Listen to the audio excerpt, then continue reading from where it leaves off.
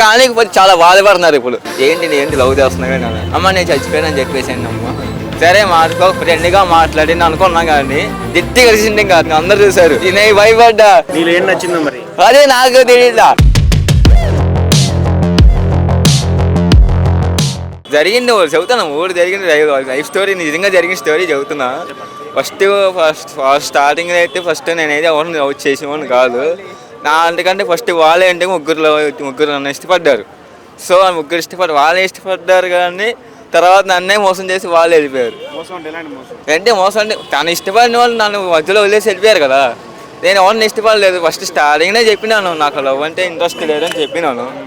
Starting అయితే నాకు love story అంటే ఇంట్రెస్ట్ లేదని చెప్పినాను. సో అంటే వాళ్ళు ఏమన్నారంటే, నాకు చిన్నప్పటి నుంచి ఇంట్లో నన్ను ఎలా పెంచారో తెలుసు కాబట్టి నేను ఎలా ఉంటానో కూడా తెలుసు.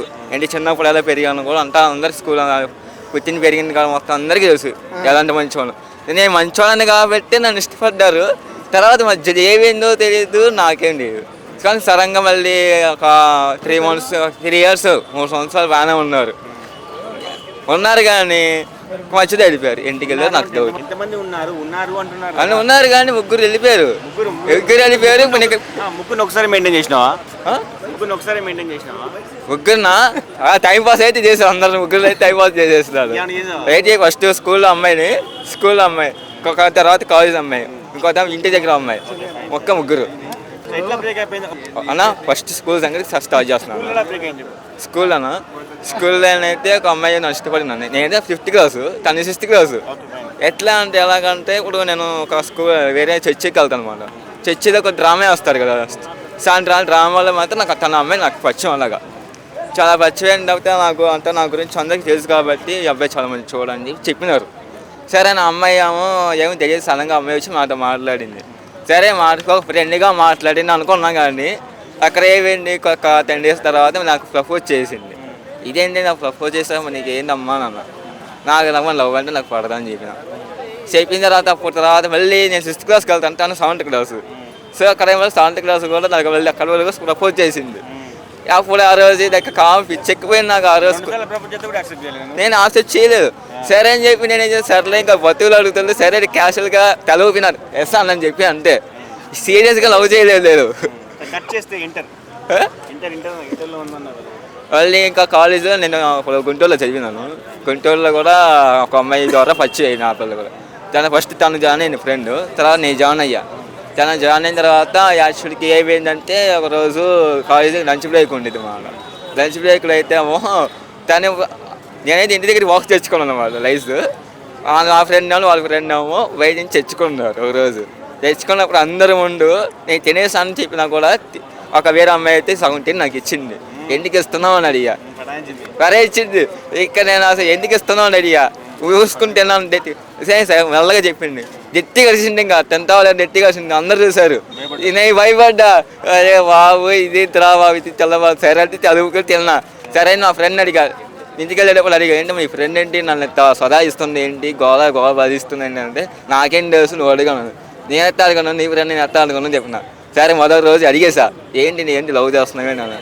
తర్వాత అప్పుడు ప్రభావం లవ్ చేస్తున్నాను చెప్పింది. అమ్మా నేను అసలుకే నాకు లవ్ అంటే పడతామ్మా, నువ్వేదమ్మా అసలు లవ్ ఎక్కడ తీసుకొచ్చారమ్మా, ఫస్ట్ చదువుకోవద్దమ్మా వాళ్ళ. సరే ఆ తర్వాత అయిపోయింది. సో బ్రేక్ అక్కడ కొన్ని రోజులుగా 1 year బాగానే లవ్ చేసింది. సరే మధ్యలో అయిపోయింది.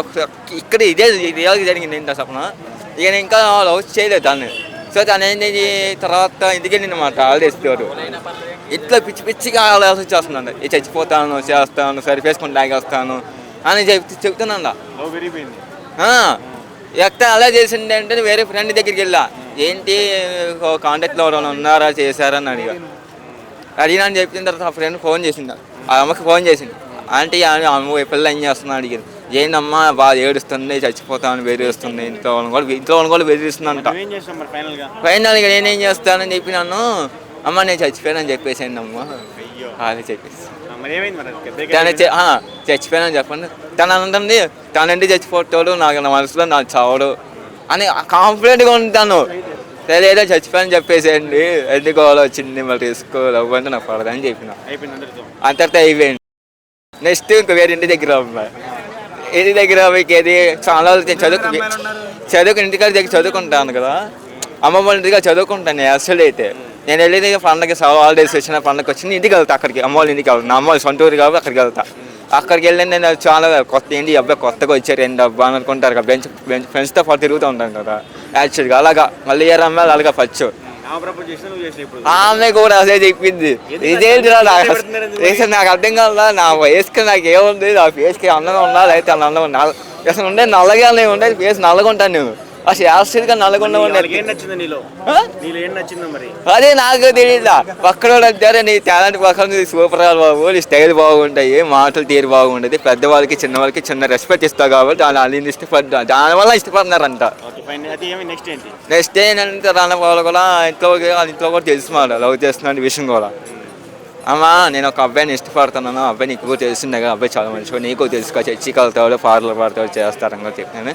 అలాగా ఆ ఇంట్లో చెప్పిన సరే అని చెప్పి అమ్మాయి ప్రపోజ్ చేసింది, వాళ్ళ ఇంట్లో చెప్పడం అయ్యింది, నా ఇంటికి తీసుకోవడం జరిగింది, వాళ్ళ ఇంట్లో మాట్లాడడం అయ్యింది. నాకు అంతా అమ్మతో చెప్పి అమ్మ అంటే నేను ఇష్టపడలేదు, నాకు ఇంట్రెస్ట్ లేదు అని చెప్పినా కూడా. చెప్పినానే చాలా పెద్ద గొడవ అయింది, నా పలికి నాకు గొడవలు జరిగినాయి చేసినాయి. సరే పాపం లేను మళ్ళీ ఎట్టైనా ఇస్తాను అంటాను, మధ్య ఎట్టే వెళ్ళిపోతారని నాకు తెలుసు కాబట్టి నేను ఇస్తాను. నాకు తెలుసు వాళ్ళు వెళ్ళిపోతారని నాకు తెలుసు కాబట్టి నేను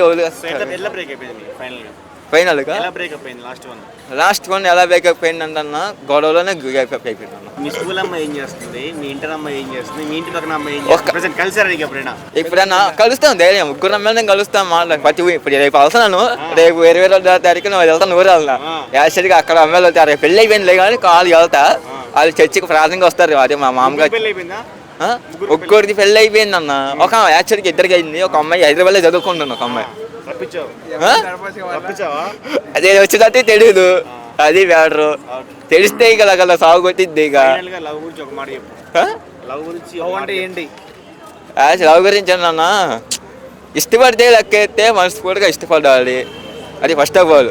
ఎవరంటే మన మనస్ఫూర్తిగా నన్ను ఇష్టపడేవాళ్ళు నేను నమ్మకంగా చూసుకుంటారా లేదా, లైఫ్లో నేను బాగా చూసుకుంటా లేదా. ఎందుకంటే తల్లిదండ్రులు నిన్ను బాగా చూసుకుని పెంచిన వాళ్ళు కాబట్టి, అలాగే నిన్ను తల్లిదండ్రులు అలా చూసుకున్నారో నిన్ను కూడా అలా చూసుకుంటా లేదా ఫస్ట్ ఆఫ్ ఆల్ అది చూడాలి. అది చూస్తేనే కదా మనం అదే అంత బాగా చూసుకుంటా కేర్గా చూసుకుంటా లేదా మంచోడా కాదా ఫస్ట్ ఆఫ్ ఆల్ చూడాలి. కొందరు అయితే ఇప్పుడు క్షణంగా ప్రపోజ్ చేసిన కానీ వాళ్ళు ఉండకూడదు. వదిలిపోయిన వాళ్ళకి దురదృష్టకరం అంటావు. దురదృష్టమే అవుతుంది, కానీ ఇప్పుడు చాలా బాధపడుతున్నారు ఇప్పుడు. అంతే ఇద్దరు బాధపడుతున్నారు. అసలు అనవసరంగా మిస్ చేసుకున్నానని ఒక ఆంటీ కూడా అదే చాలా ఆంటీ కూడా అంటుంది, అనవసరంగా మిస్ చేసుకున్నాను కూడా అంటుంది. అది గురించి చెప్పదు ఏముందా.